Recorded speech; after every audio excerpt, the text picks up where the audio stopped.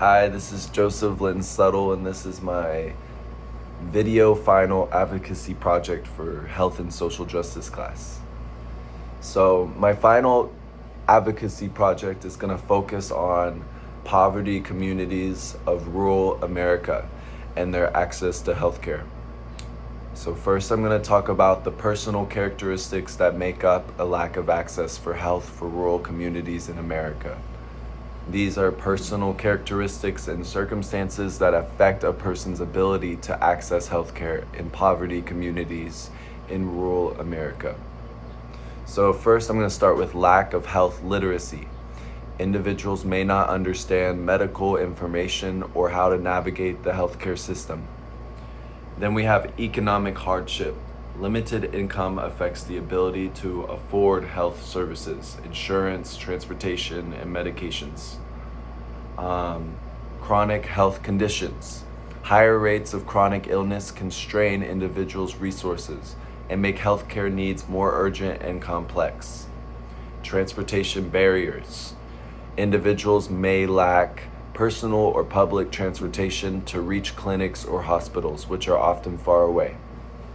Distrust in the healthcare system. Past negative experiences or cultural beliefs can deter individuals from seeking care. So next I'm going to go over interpersonal level of how rural poverty America has a lack of access to healthcare. Interpersonal would involve relationships with family, friends, healthcare providers, and others. So first, I have limited social support. People in poverty may not have family or friends who can help with transportation, caregiving, or navigating the healthcare system. And in rural communities, people often work with the community and rely on community to get around due to lack of transportation. Language and communication barriers. Lack of providers who speak the patient's language or understand cultural norms can reduce access. This also follows with classism, and people in rural communities fear to be judged based on their culture, which leads us to provider bias and stigma. Healthcare professionals may unconsciously discriminate against poor or rural patients, leading to substandard care or mistrust. Understaffed and overworked providers. Limited healthcare professionals in rural areas can reduce the quality of patient-provider relationships.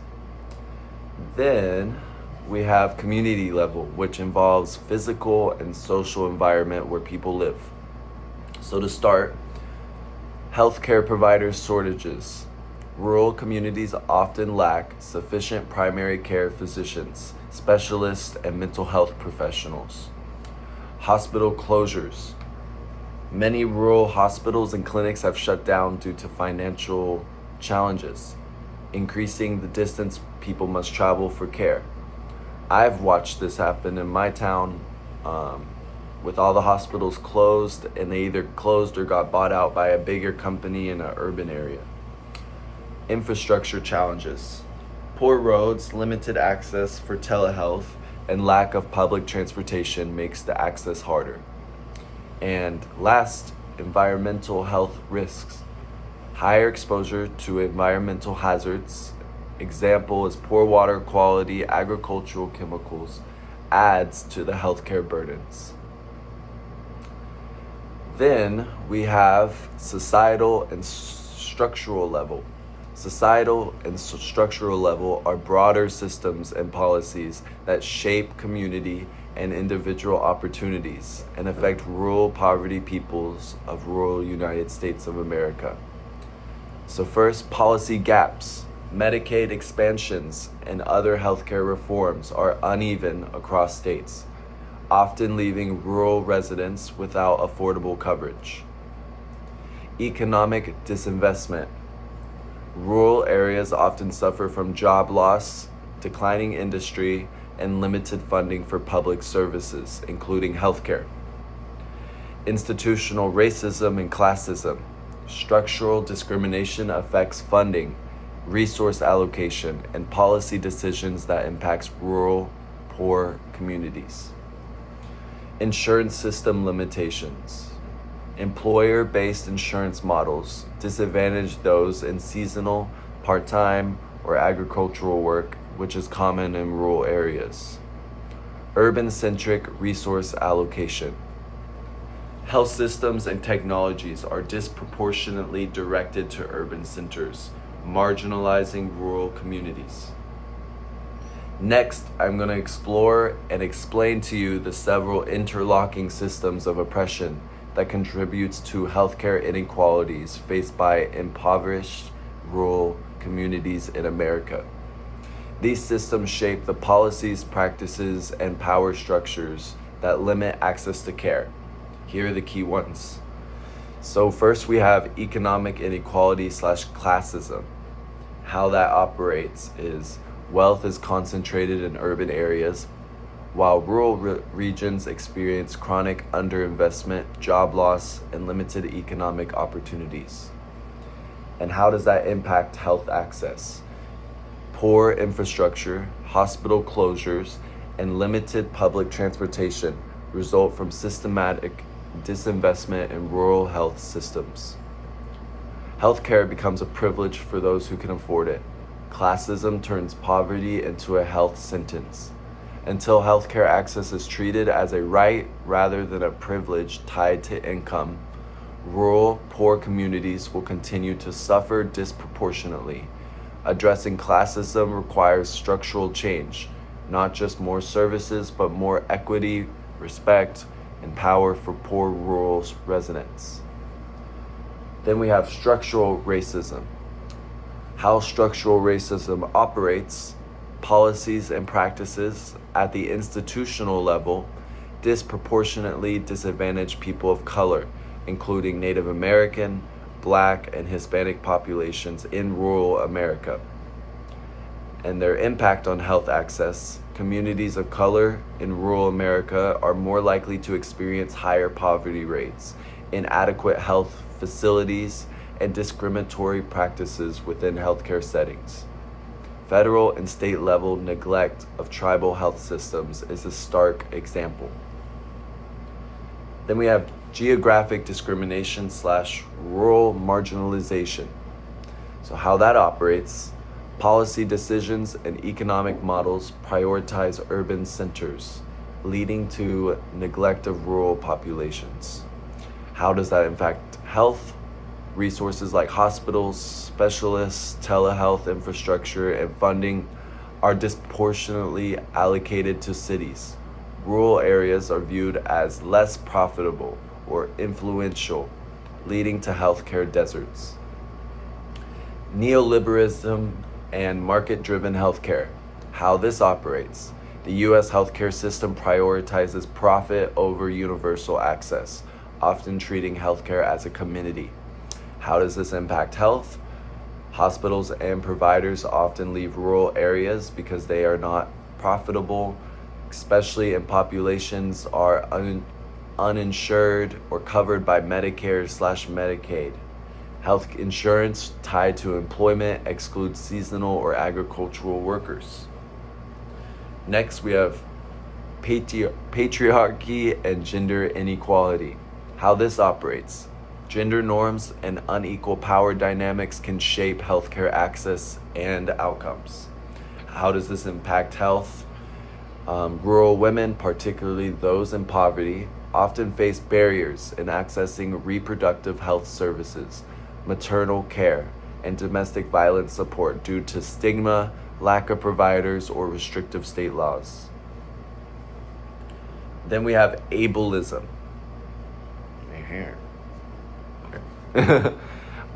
Ableism, how it operates. Systems often fail to accommodate the needs of people with disabilities.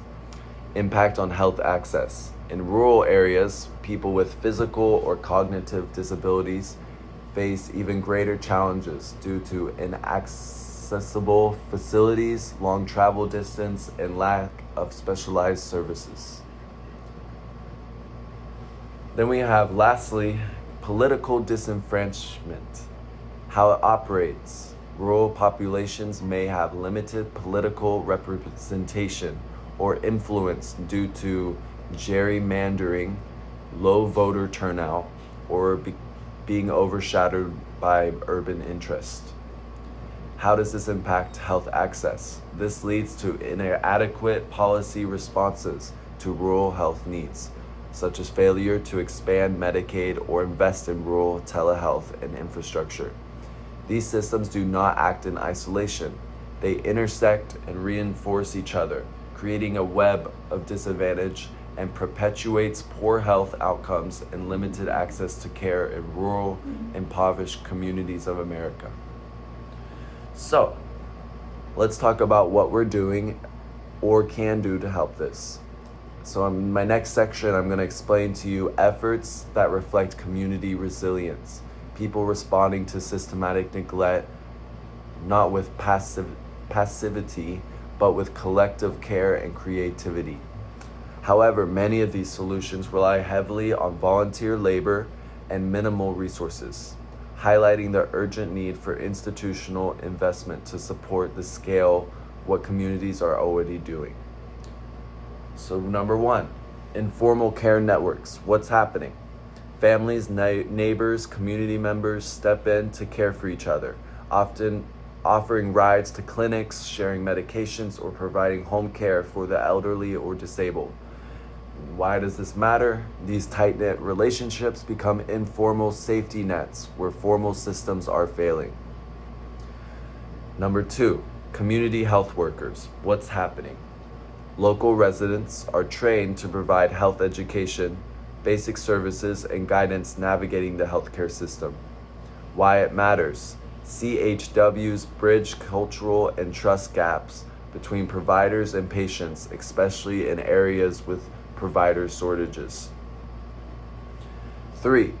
Local health fairs and pop-up clinic. Community centers, churches, or schools host temporary health events, often in partnership with nonprofits, universities, or mobile units. Why does this matter? These events bring services like vaccinations, screenings, dental care directly to the people, bypassing geographic and financial barriers. Transportation support. Churches, civic groups, and neighbors coordinate rides for medical appointments, often using personal vehicles or donated vans. With public transportation nearly non-existent in rural areas, these grassroots solutions are often the only option for reaching care. Telehealth access support. Libraries, schools, and local community hubs often offer internet across often offer internet access and help residents set up virtual appointments. Why this matters? This expands access to care, especially to specialists who are not locally available. Faith-based health ministries. Churches and other religious institutions provide basic health education, mental health support, and wellness programming. Trusted faith leaders and institutions can break stigma and improve participation in preventative care. Food and wellness programs. What's happening?